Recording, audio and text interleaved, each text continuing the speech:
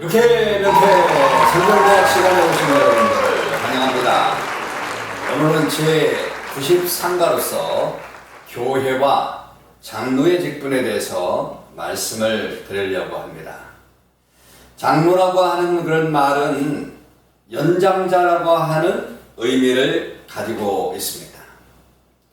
장로라는 말이 구약 성경에 약 100번 정도 나오고 또 신약 성경에도 한 60회 기록되어 있습니다. 성경에 나타난 장로는 말의 뜻을 종합해보면 나이가 많은 그런 원로, 백성들의 대변자, 그리고 예배를 돕는 자, 그리고 구제 사업들을 돕는 자 등등 여러 가지 뜻을 가지고 있습니다. 그러면 우리가 장로의 기원을 우리가 먼저 알아보게 되면 장로는 언제부터 장로라고 하는 그런 말이 시작이 됐느냐? 장로직은 율법 시대부터였습니다. 율법 시대의 장로직과 오늘의 장로직이 같다는 말은 물론 아닙니다.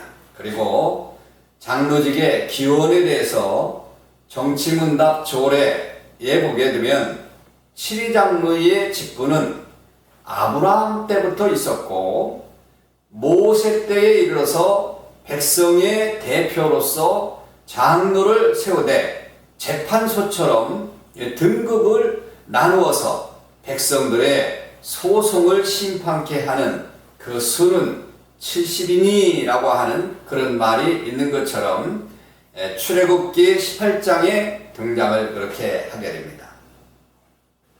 그 후에 장로에 관한 일이 신약에서도 처처에 기록이 되어 있는데 우리 장로의 자격을 한번 보게 되면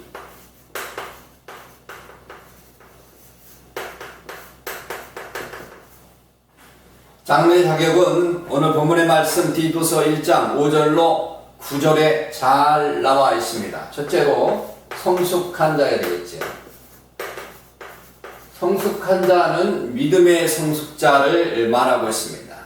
장로는 원만하고 유순한 성격의 소유자로서 죄에 고집되고 하지 아니하고 급하게 분노와 짜증을 내지 않는 그런 사람이어야 된다.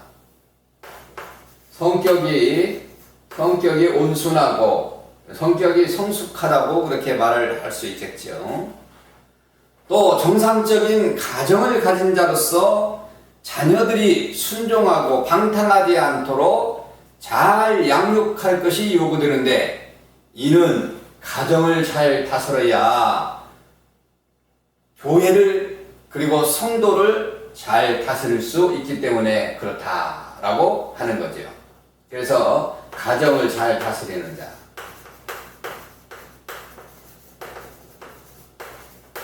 매우 중요한 것입니다. 그뿐만 아니라 도덕적으로도 결함이 없어야 되겠지요. 도덕적인 결함. 법 잘 지키고 또 순종하고 많은 사람들에게 모범이 돼야 되고 그리고 다른 사람을 지도하고 다스릴 수 있는 그런 사람이 돼야 됩니다. 그래서 먼저 하나님의 말씀의 가르침을 지켜야 할 것이 요구되고 있으니까 하나님 말씀에 잘 순종하는 자가 돼야 된다라고 하는 거죠.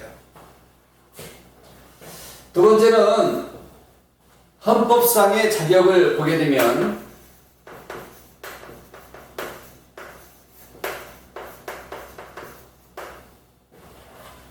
장로의 자격은 만 35세. 굉장히 젊죠. 만 35세 이상의 남자로서 입교인으로서 흠이 없는 그리고 5년이 지나고 상당한 식격과 통솔력이 있어야 되고 디모데전서 3장 1절로 7절에 보게 되면 정치 제5장 3조에 보게 되면 장로의 직분이 잘 나와 있습니다. 어떤 사람이 되어야 되느냐라고 하는 것이죠. 그래도 오늘 본문의 말씀을 잘 읽어보면 장로의 자격이 나와 있습니다. 세 번째로 우리가 장로의 고기성을 우리 한번 생각해 보도록 하겠습니다.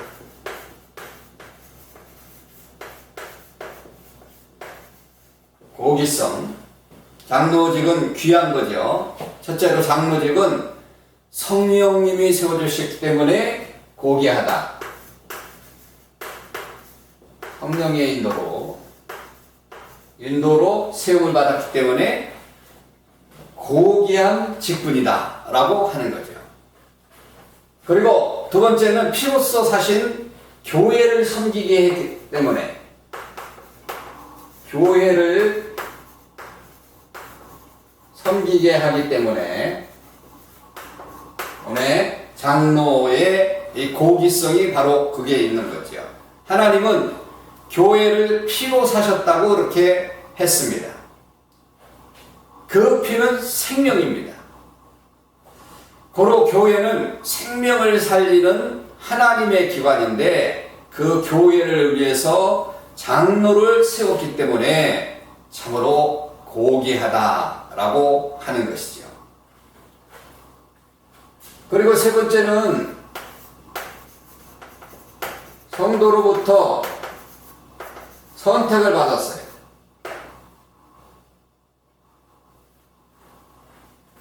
하나님의 교회를 잘 섬길 수 있도록 세례 교인들의 손으로 투표해서 여러 가지 그런 과정을 거쳐서 장로로 선택이 되었기 때문에 참으로 고귀한 직분이라고 그렇게 말할 수 있을 거예요. 여러 가지 훈련도 받고 또 성도들이 인정을 해서 세웠으니까 장로는 참으로 고귀한 것이죠. 고귀한 직분입니다. 그러면 장로의 일에 대해서, 임무에 대해서 우리가 보게 되면 첫째로 교회를 돌보고 다스리는 일을 합니다. 돌보고 다스리는 일. 교회를 항상 잘 돌봐야 되겠죠. 장로는 교회의 제반 모든 그런 문제들을 관리하고 불합리한 것이 있는지 살펴보고 바로잡고 또 미흡한 것이 있다고 한다면 보충을 하고 또 교인들의 생활을 돌봐서 병자를 의문하고 위로해주고 어려움을 닥친 그런 사람들을 구제하고 교회 안에서 행하는 그런 모든 일들을 책임지고 성도들보다 앞장서서 그 모든 일들을 감당하는 것이 장로들의 임무입니다. 그리고 두 번째는 바른 교훈으로 권면하는 일을 하는 거예요. 바른 교훈,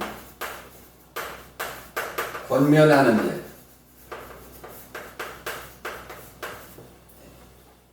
성도들이 다른 가르침을 받는다든지 또는 교회의 가르침에 반대한다든지 성도들을 병들게 한다든지 이런 일이 있으면 고로 장로는 그들을 바른 교훈으로 권면하고 책망해서 그들이 돌이킬 수 있도록 지도하는 것이 장로의 역할이다 라고 하는 거죠.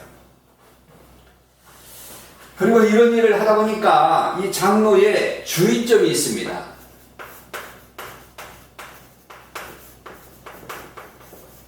자, 앞장서서 일을 하다 보면 말도 많고 탈도 많고 많이 있겠죠.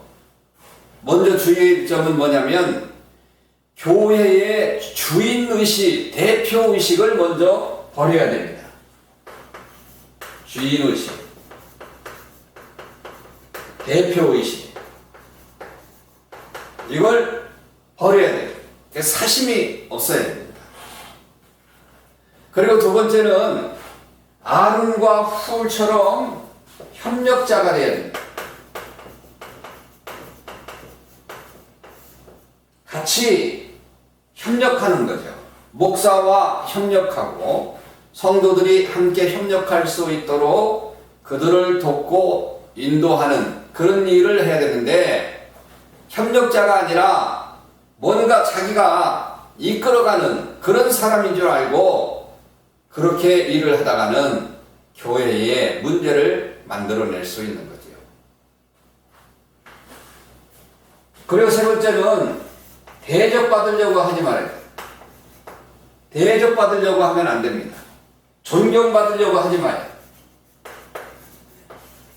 존경받는 것은 내가 존경받으려고 해서 존경받는 게 아닙니다. 열심히 하다 보면, 주님 말씀대로 일하다 보면 다른 사람들로부터 존경을 받게 되는 거예요. 그런데 많은 사람들이 자기가 만들어서 존경을 받으려고 그렇게 하다 보니까 문제가 생기는 겁니다. 그리고 네 번째는 내가 십자가를 대신 지고 간다. 십자가를 대신 친다. 여러 가지 교회 일을 하다 보면 힘들고 어려운 일들이 생길 수 있을 거예요. 그러면 그런 일들을 내가 지고 간다라고 하는 그런 앞장선 마음을 가지고 일을 해야 됩니다. 그래서 주의해야 될 그런 일이 되는 거죠. 다섯 번째는 장로에 대한 교인들의 태도는 어떻게 되느냐.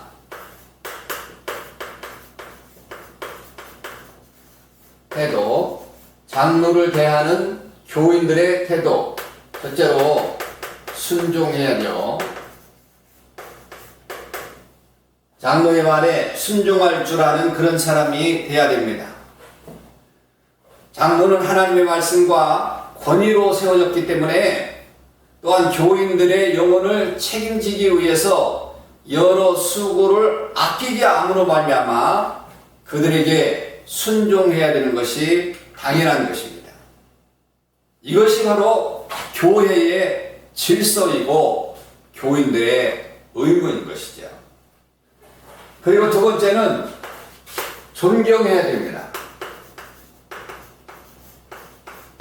교회의 연장자고 그리고 교회를 대표해서 일하는 그런 사람이기 때문에 장로들로부터 가르침을 받고 인도를 따르면서 그들을 존경해야 된다라고 하는 거죠.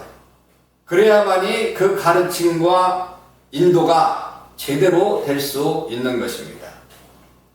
이런 모든 것들은 교회의 질서와 하나님께 반응하는 그런 결과를 미리 차단하고 그리고 교회가 참 평안할 수 있도록 하기 위해서 장로들을 세웠으니까 교인들은 장로의 말에 순종하고 장로의 모든 그런 행위에 존중을 해줄 줄 아는 그런 사람이 되어야 된다라고 하는 거죠.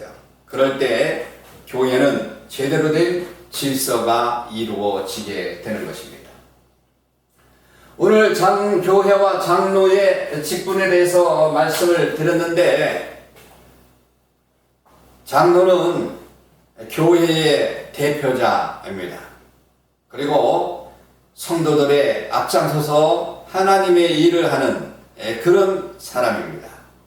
그렇기 때문에 장로의 직분은 고귀한 것이고 그리고 또 존경해야 될 만한 그런 직분이다라고 하는 것이죠. 그래서 장로님들이 바로 교회를 잘 섬길 때 교회도 평안하고 또 부흥할 수 있다라고 하는 사실을 기억하시면서 장로 되시는 분들은 또 열심히 주를 섬기려고 하는 그런 마음, 성도를 섬기려고 하는 그런 마음을 가져야 되겠고, 성도들은 이 장로의 고귀성을 보시고 협력자로서 장로의 말씀에 순종하고 그리고 존경하는 그런 사람들이 되어야 될 줄로 믿습니다. 샬롬, 다음에 뵙도록 하겠습니다.